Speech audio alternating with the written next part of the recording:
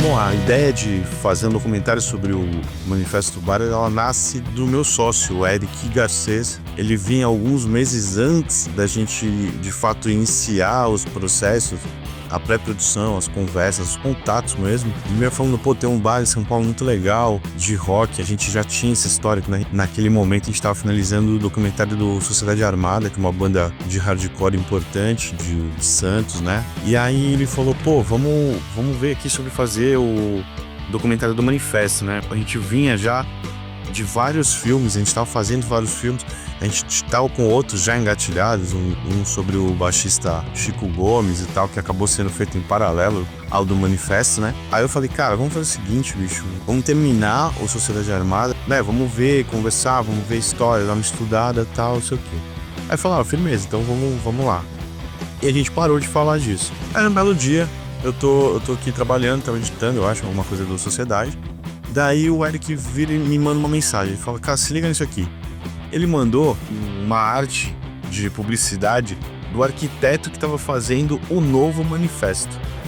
Nesse momento bateu um desespero, porque a gente falou, cara, e agora, velho? Os caras vão mudar.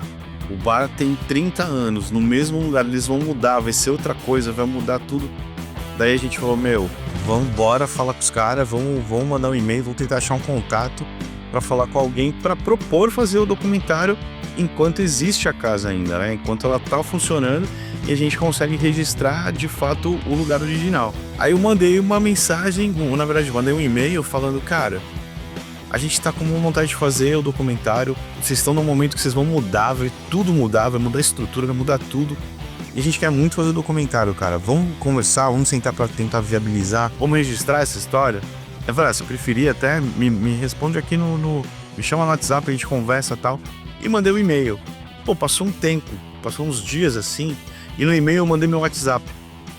E aí começou a passar os dias, aí falou, puta, cara, os caras estão com foco na mudança, né, cara, no lugar novo, imagina que deve estar mal trabalho, um monte de coisa pra fazer.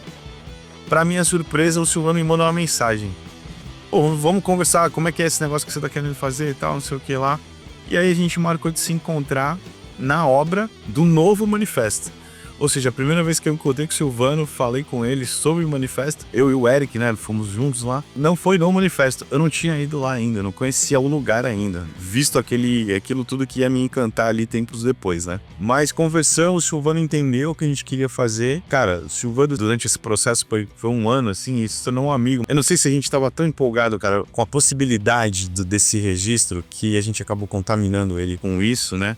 O mais lógico é que ele tenha percebido que registrar a história do manifesto não era uma questão só pessoal, né? Para eles terem um registro, para guardar. É a história de uma geração de São Paulo, né? Uma galera, são muitas pessoas envolvidas naquilo durante esses mais de 30 anos hoje, né?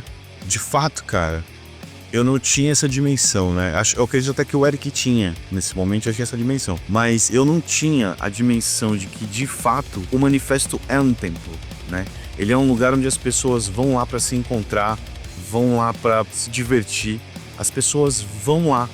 Ele é um templo, ele é um lugar onde as pessoas vão. Templos religiosos as pessoas vão para rezar. No manifesto as pessoas vão para se divertir. Eu acho que hoje, tendo entrado no manifesto, fico imaginando quem viveu todas as mudanças, né?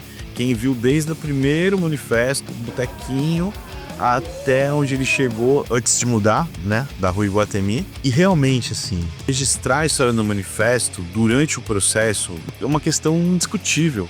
O manifesto, de fato, é um templo. Na minha percepção, ele é um templo. Normalmente, em documentários, você passa por isso, né? Você acaba sabendo de tanta coisa, conhecendo tantas histórias, que você nem imaginava quando você começou. Você não sabia que você ia para aquele caminho. Alguém fala alguma coisa, alguém traz alguma informação, você percebe a importância daquele trabalho que você está fazendo, a responsabilidade que você tem nas mãos. Você está contando a história de um monte de pessoas. Pessoas que viveram aquela história, pessoas que são aquela história, né? Porque fazem parte ali praticamente a vida inteira, a vida adulta inteira dentro desse contexto, né? A gente tem noção, a gente é documentarista há muito tempo, eu e o Eric, né? Apesar de eu ter feito a direção, eu e o Eric fizemos esse filme juntos, né? A gente tem a noção dessa responsabilidade. Só que quando você vai vivendo, vai vendo as pessoas, você vai encontrando, você vai podendo falar com essas pessoas, isso é incrível, assim. Você vai tomando a dimensão de que aquilo, na verdade, é gigantesco. Assim como o nome do manifesto ficou gigantesco com o passar dos anos, a própria história é muito grande. É muito importante para muitas pessoas por muitos motivos. As pessoas que tocaram, as pessoas que conheceram, que viram o seu ídolo, às vezes o ídolo da vida do cara, ele conseguiu vê-lo no manifesto. Conseguiu trocar 2 palavras com o cara, tirar uma foto, assinar alguma coisa. Você vai viver aquilo que está acontecendo ali dentro. Tentar explicar uma coisa dessa é muita inocência, porque não vai ser possível, você não vai chegar numa explicação. Você tem que chegar num sentimento, né? E assim, cara, poder entrevistar pessoas importantes, pessoas relevantes, que a gente só via nos discos, que a gente só via na TV. Mikkey Dee, o Tim Ripper, Jeff Scott Soto, entre sei lá quantos outros. Eu sou guitarrista desde os meus 14 anos de idade. Eu tive a oportunidade pela primeira vez de conversar durante meia hora com o Andreas Kisser frente a frente, perguntar coisas pra ele sobre o que ele pensava ali. E o Edu Falaschi, né? Praticamente nosso vizinho, a gente mora em cidades próximas. Cara, sempre imaginei o cara, um cara intocável. E uma pessoa hiper educada, super receptiva, conversa com você de igual para igual. É muito legal você ter essa possibilidade de humanizar esse cara que, é uma referência, né? E ver essas pessoas falando com um amor, com um carinho sobre o manifesto. É impagável isso. Não existe dinheiro para trazer uma felicidade dessa. E mais ainda, eu preciso falar sobre Luiz Brancati, Silvano Brancati e André Souza.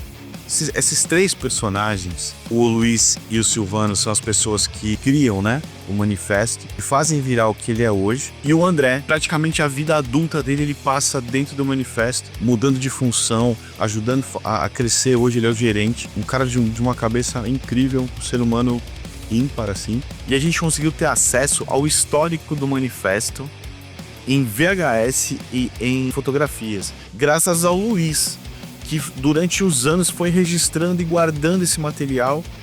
Não sei se ele já pensava em fazer um documentário, mas ele registrou a história inteira praticamente. Tá tudo em VHS, tá tudo em vídeo e em fotografia, muita fotografia e muito vídeo, muita coisa. A gente, né, fala disso, cara, de todas umas imagens de cobertura da época, tal, talvez fotografia. Ele fala, tem uma caixa com um monte de fita.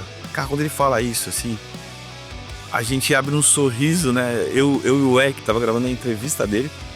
E quando ele falou isso, eu falei, cara, olha que maravilha, que filme incrível que esse filme vai se tornar. Por conta dessa riqueza de detalhes que a gente vai poder mostrar, né?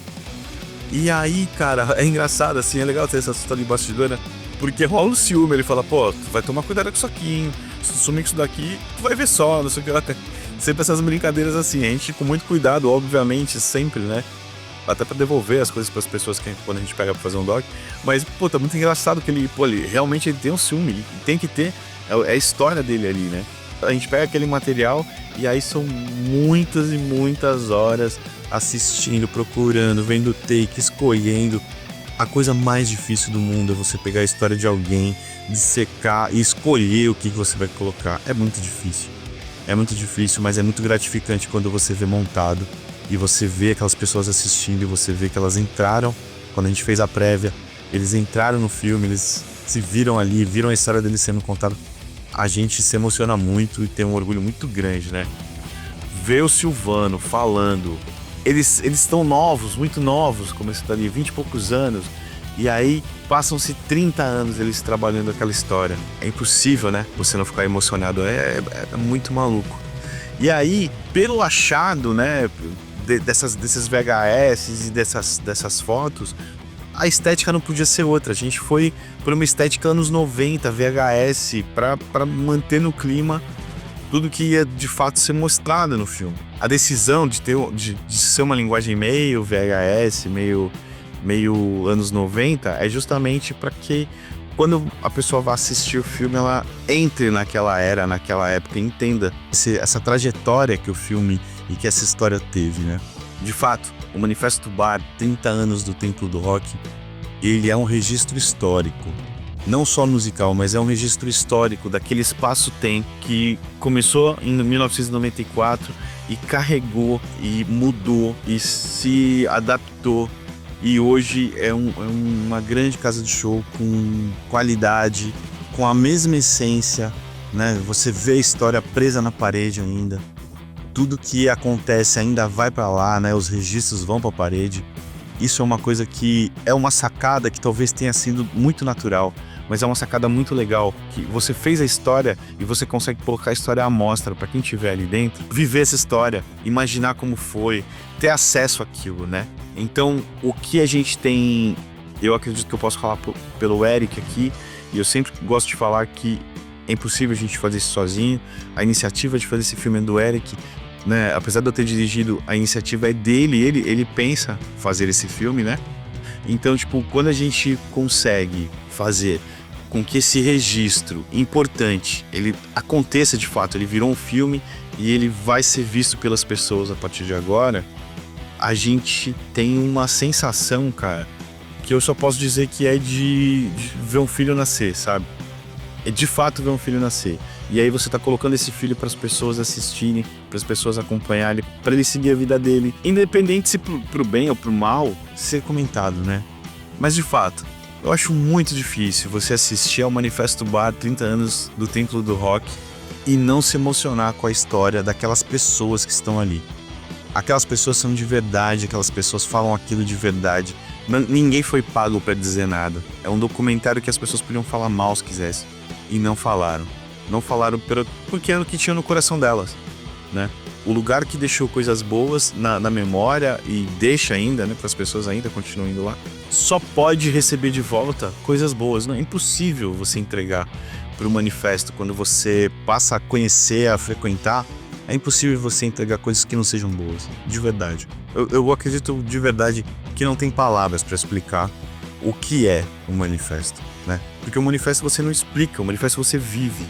E dito isso, eu te convido para assistir Manifesto Bar 30 anos do Templo do Rock. Você pode acompanhar isso pelas redes sociais do Estúdio Chroma Key, que é a minha produtora junto com o Eric, né? Ou pelas redes do próprio Manifesto. Tudo que for acontecendo, você consegue ir buscando e acompanhando por lá. Beleza? Muito obrigado por ter assistido, espero de verdade que você goste do filme. E depois de assistir o documentário, dá feedback pra gente, diz o que você achou, a gente vai gostar muito de saber.